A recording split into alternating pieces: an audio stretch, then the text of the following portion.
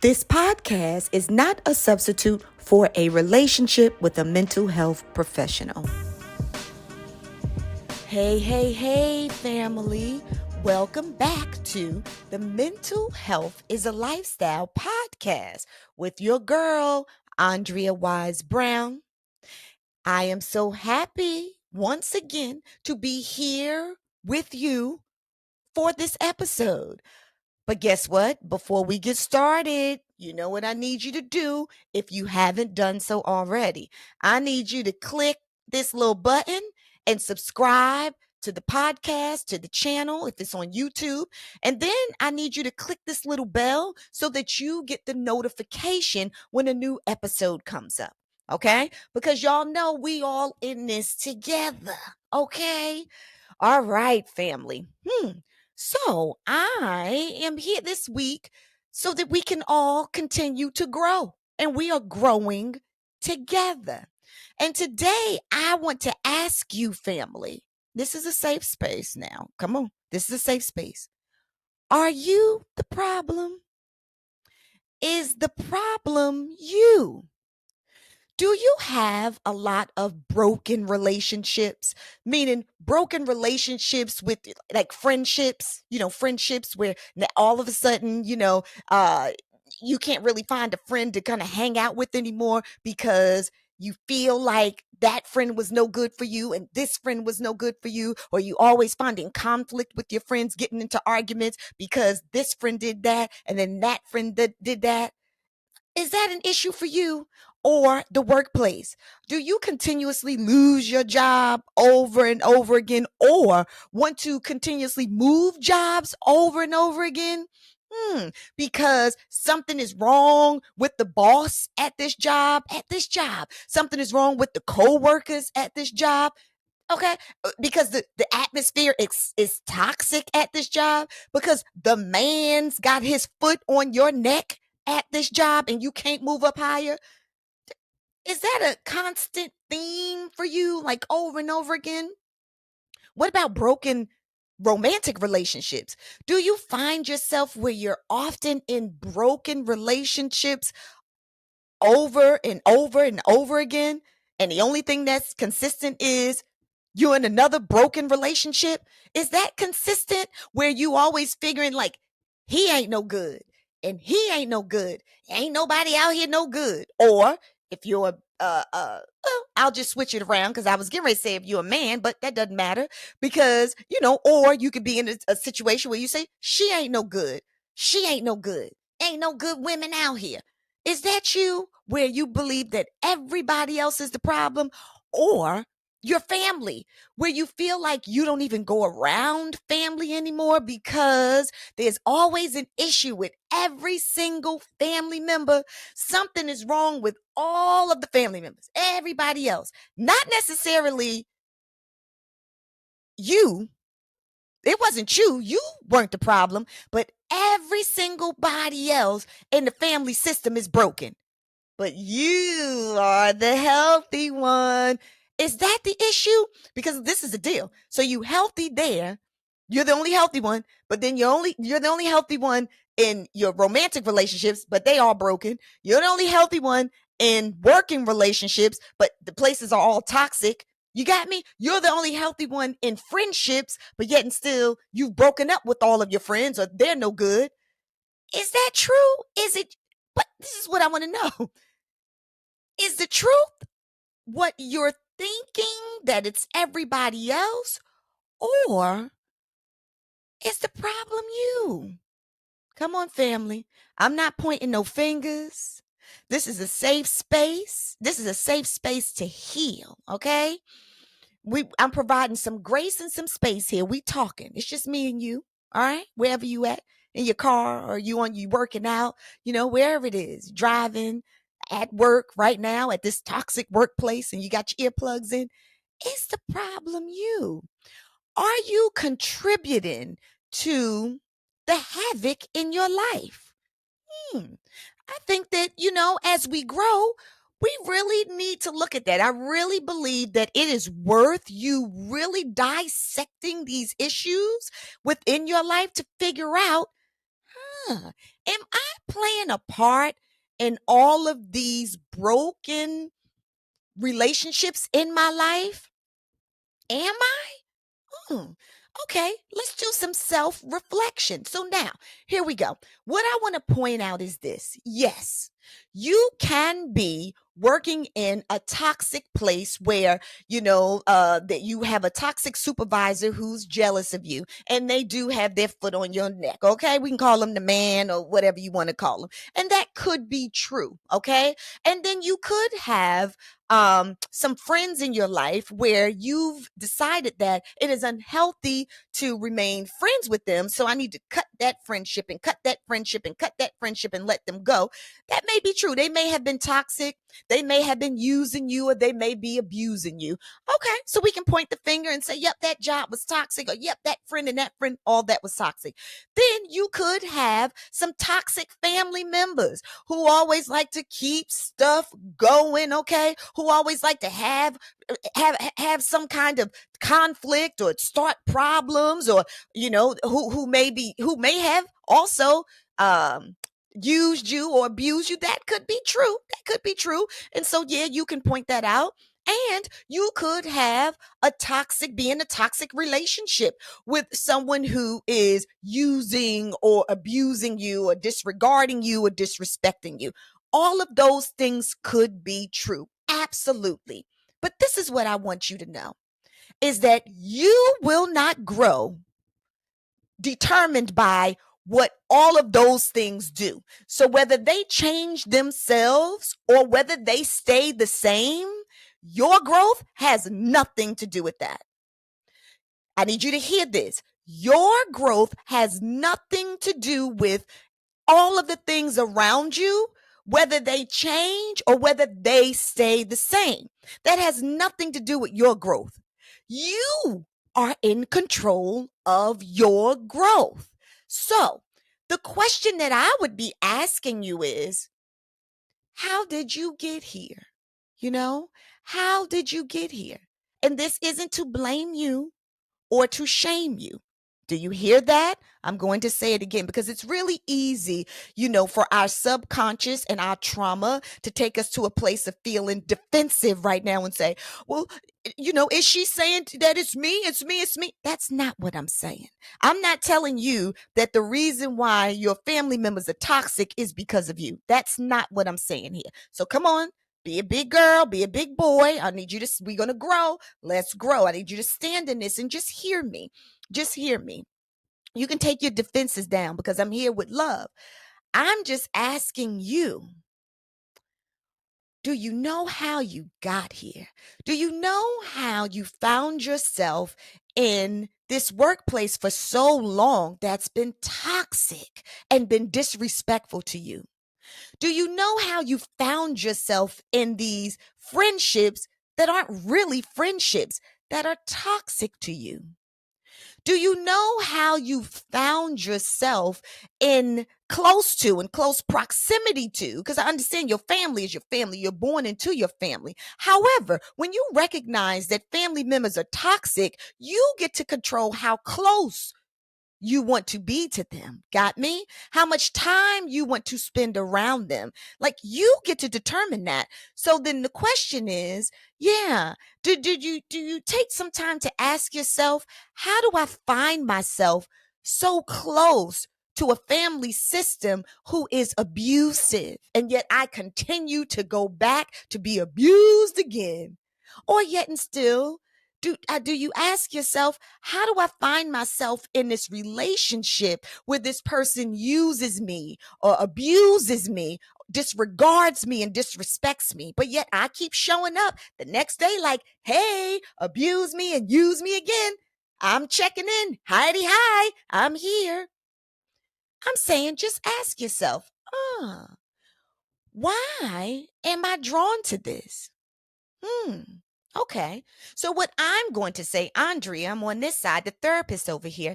I am going to challenge you to think back to your childhood because there's some trauma I'm telling you, if your situations now that you're in are toxic and you continuously accept these toxic relationships, these toxic situations, it's all rooted in your childhood trauma.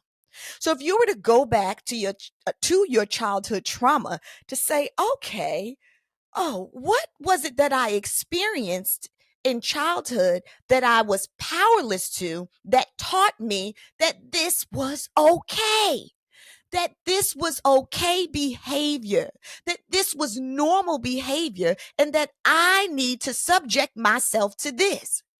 What what did I learn there? Something that I learned during childhood that taught me that this is what I need. This is okay. These situations, although they are painful, they are acceptable. I can accept these subpar painful situations because it's what I'm used to. And it's what I learned through the developmental stages of my brain. I learned as a child, this is normal. Toxic is normal. Like it is normal to have friends in my life who steal from me or who continuously use me and expect so much from me, but yet and still they don't they don't expect to give or do anything in return for me. They expect for me to safeguard their hearts, but yet and still they don't safeguard mine. Why is it that I'm drawn to this? And why is it that I'm staying here for so long?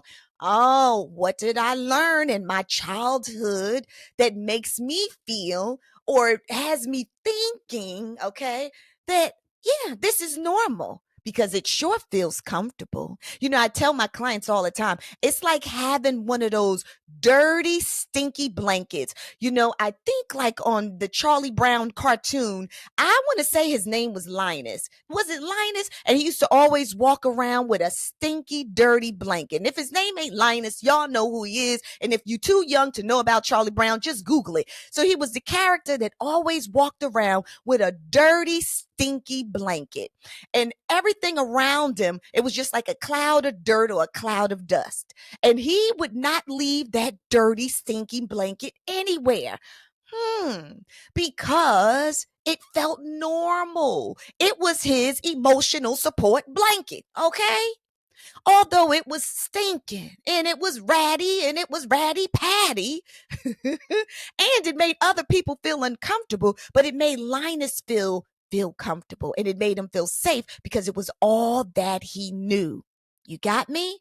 However, if Linus knew, because he grew up with that blanket, he was given that blanket at some time. Now, I don't even know that Charlie Brown went back and told a story about Linus's trauma and how he came about the blanket, but I'm just going to use this. I'm going to use this as a metaphor for life. But I'll go back to actually saying that Linus didn't really know. And I'm going to say to you, are you Linus?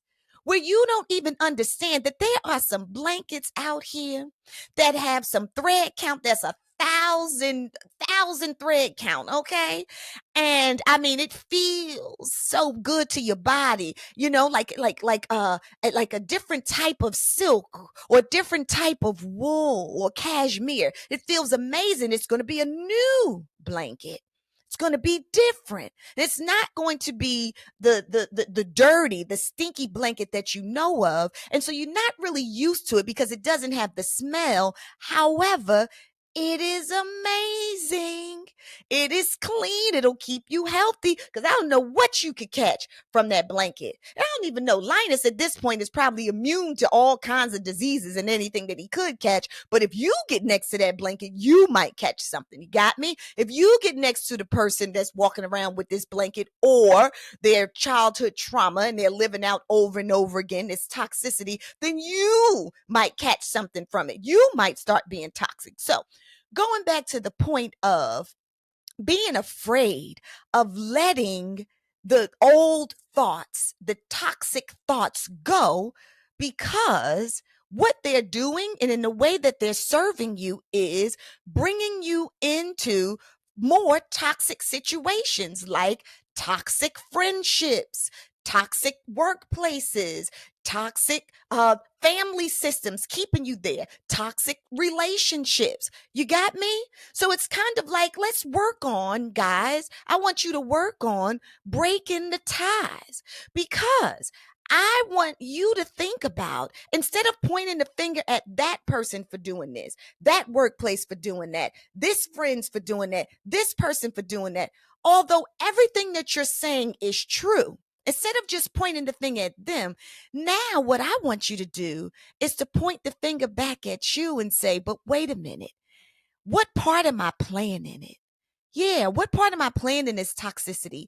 Why am I drawn to this toxicity? Because, guys, that's the only way that you can create change and you can break dysfunctional cycles so that you can call healthier situations into your life. If you want a healthier workplace, if you want healthier friendships, if you want a healthier family system, if you want healthier romantic relationships, then you have to get healthy. You have to get healthy because you go wherever you are.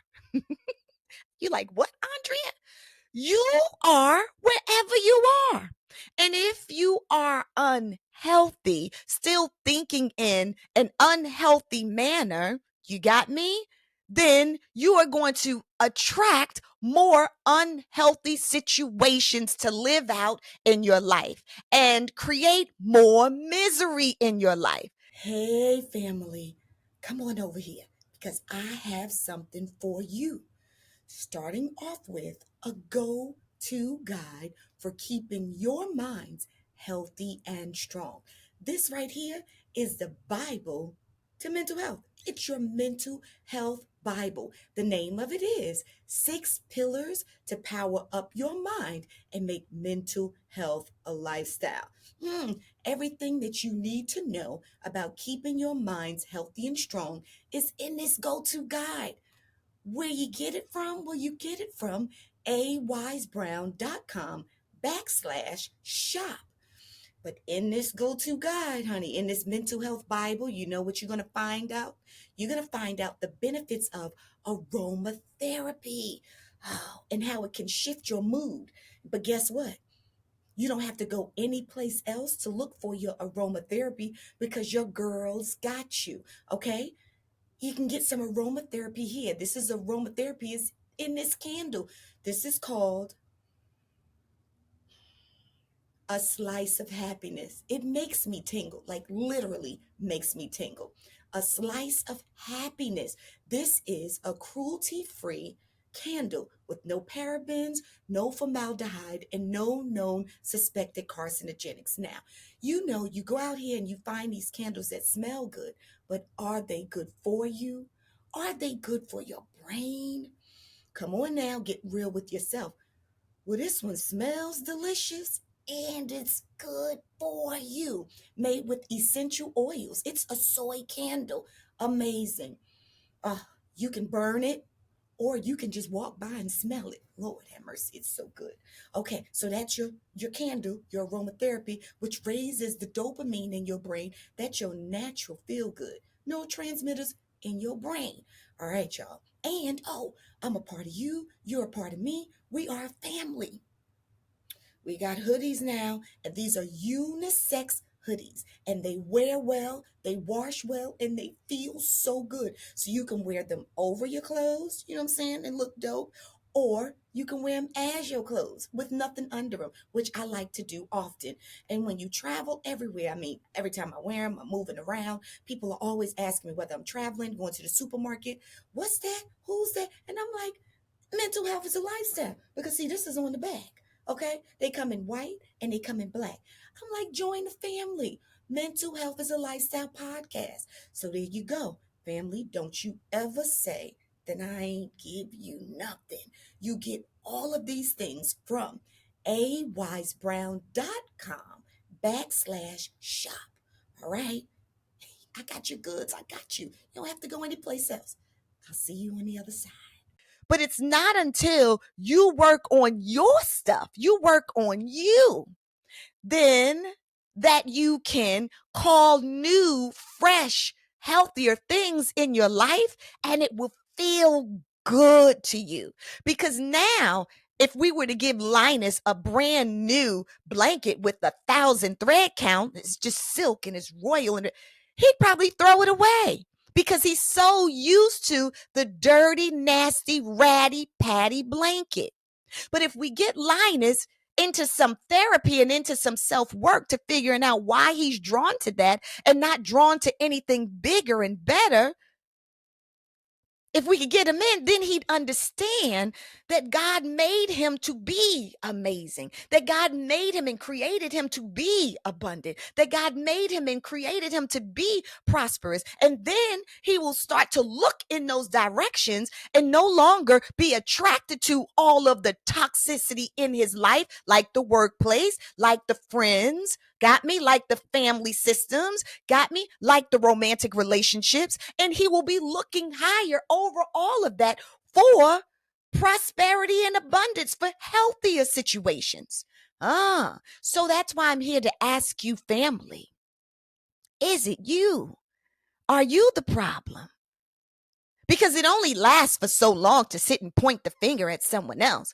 Yeah, they're rude. Yeah, they're dirty. Yeah, the man's got his foot on your neck. Yeah, this person is horrible. Why are you still engaging with them?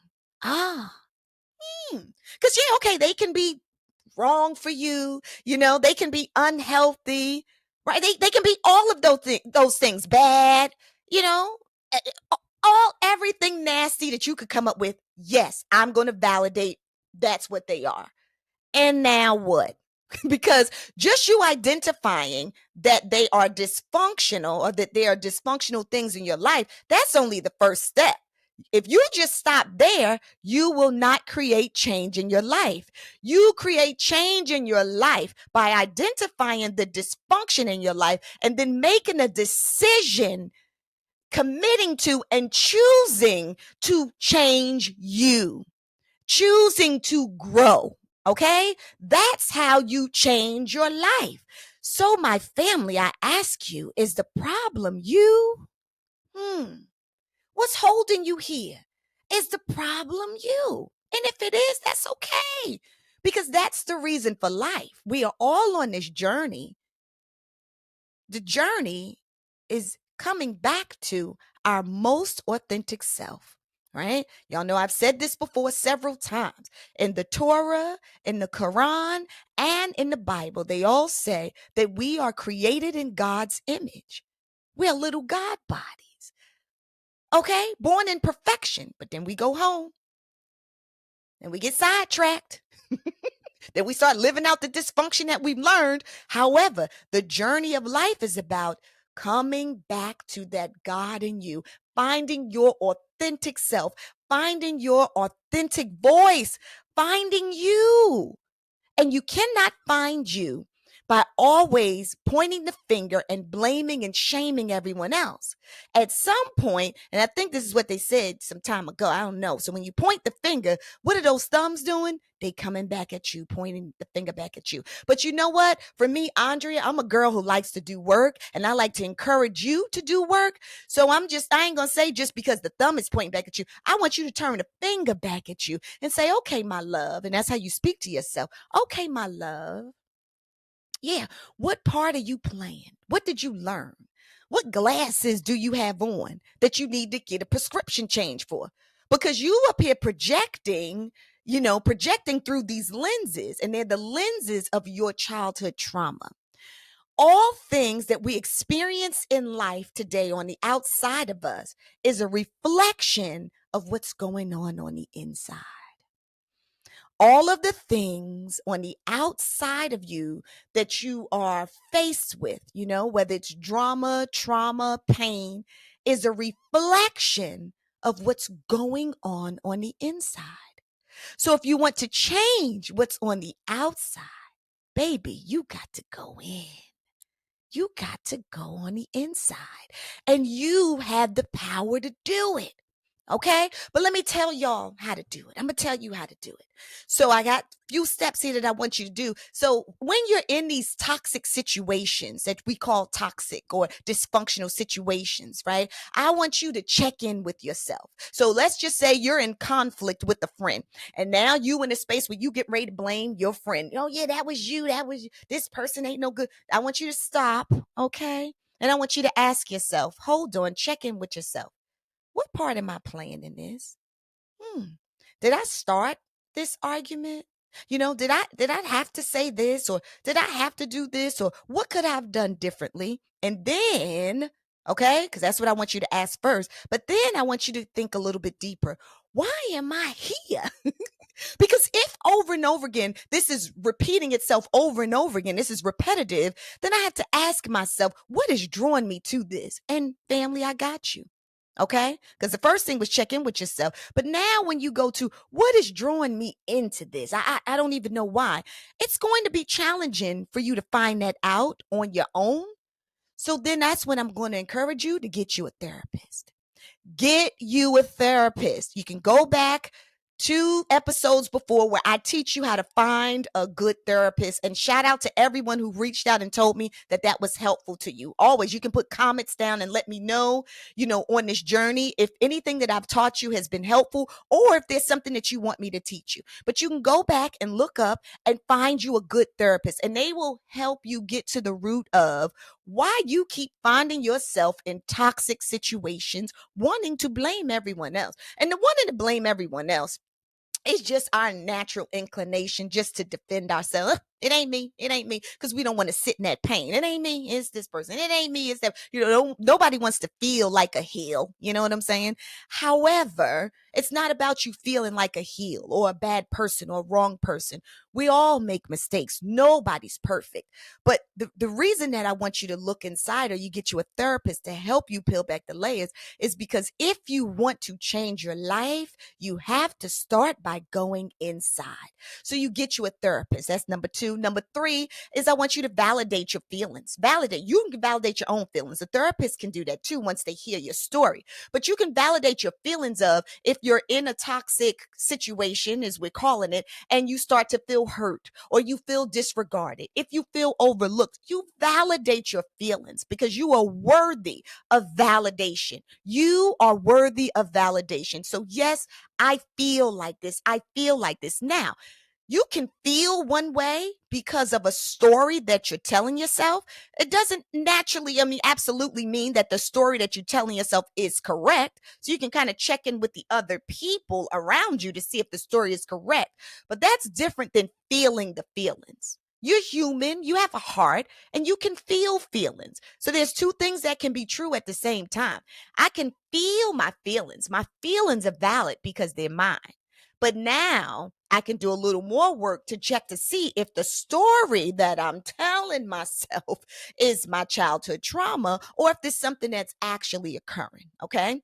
And then what I want you to do is I want you to develop some good habits, some good, healthy habits. Okay. What are you feeding yourself? How are you taking care of yourself? And this is the truth. How are you taking care of yourself? Meaning, are you exercising? What are you feeding yourself? What nutrition are you feeding yourself? Because I want you to build you. And the more that you take care of you, the more you feel worthy of being taken care of. And that creates a shift. So what are these habits? And you can learn more about healthy habits in my book, 6 Pillars to Power Up Your Mind and Make Mental Health a Lifestyle. And then, guys, what I want you to do is I want you to practice gratitude.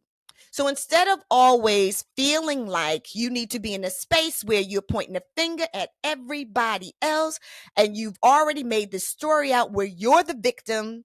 This is all happening to me. This is all happening to me. Life is so bad. This is all happening to me. No, no, no, no, no. You already know you checking in with yourself. You can find you a therapist. You're going to validate your feelings. You're going to get you some good habits, some healthy habits. And then I want you to practice gratitude. What are you grateful for now? Turn your attention to some of the things in your life that are going well for you now. In order to create a shift to get more in your life, you have to be grateful for what you already have. How is God going to bless you with some more if you can't appreciate what he's already given you? Got me? Practice gratitude. I am grateful for. You got me? I am grateful that I woke up this morning. I am grateful that I can sit here and give you these lessons right here for free on whatever platform this is. Like, I literally am grateful for this. Like, I am grateful. I am grateful. You understand what I'm saying? That I have a car to drive. I'm grateful I have some place to sleep. You know, what am I grateful for? You know, just the little things, big things. What am I grateful for? That's what you ask yourself. What am I grateful for? Practice gratitude. Thank you, Lord, for this. Thank you, Lord, for that. Yes, and that is how you increase abundance in your life, by showing gratitude for what you already have. Because how is God going to give you more if you can't appreciate what you already have? Okay, said that twice, but because I mean it and I believe it. And then the last thing I would say is I want you to start trying to focus on positivity. Focus on positivity. So let's go back to all of these different toxic situations that you may find yourself in, where you think they are the problem and they are the problem. That is the problem and that is the problem. So while you are on this journey of doing self-work, while you are still in this situation, as you are going through these trials, I want you to focus on not all of the things that are negative about that job that's toxic, but try to focus as you're growing, got me, on anything that's positive, because that's going to sustain you while you're there until the shift occurs and you find another opportunity. Got me? So that's what you focus on, the positivity. What is positive? If you continue to focus on everything that's negative in the current situation that you're calling toxic, that you believed before this podcast is everybody else's problem, that negativity is only going to keep you there. It keeps you trapped. It keeps you there. But if you create a shift and you think about what's positive about this experience, I wouldn't care if you came up with 10 things and 9 of them, I think that's a lie. Let's just say if you came up with 9, but I'm gonna say you came up with 8 things that was negative. I want you to focus on the 2 things that you find that are positive. Focus on those 2 things, because focusing on the positivity is what's going to keep your mind right so you don't lose your mind during this process. You got me? It's going to keep your mind right so you don't lose your mind during this process. Okay? So, y'all have the steps. You have the steps to really to self-actualization, to figuring out, why is it that I keep finding myself in these toxic situations? Why is that? Why is that? And how is it that I can create a shift from a powerful stance, not from a victim stance where woe is me, all this is happening to me, all these relationships are bad, this job is bad, this person is bad, and all of that can be true. You got me? But at the same time that that's true, we acknowledge it. But if we want to create change, we go back to where? To inside, to me. How is it that I created this? How did I create this? And once we figure out how we created it, and you see how powerful you are, because you got yourself here. Even if it's dysfunctional, even if it's painful, you got yourself here. So once you can acknowledge all the power that you have that got you here, baby, then you can take that same power and create a shift to get you up out of here. Hallelujah. Did I hear hallelujah? Yes, you did. To get you up out of here. You got me? Because you are a powerful being and you did help to create this. So now, with the awareness, you take that power and then you create something else, something new, something abundant, something powerful, because God created you to do so. Okay, family? All right. So I'm going to leave you with the question that I opened up with. Is it you? Is it you? Are you the problem? Well, if so, that's an easy fix. All right, family. There was another episode, and this is your girl, Andrea Wise Brown, and I love you long time, and I can't wait, honey, to see you again on the next episode of the Mental Health is a Lifestyle podcast. Make sure you subscribe and hit that bell, the notification, so that you know when a new episode is up.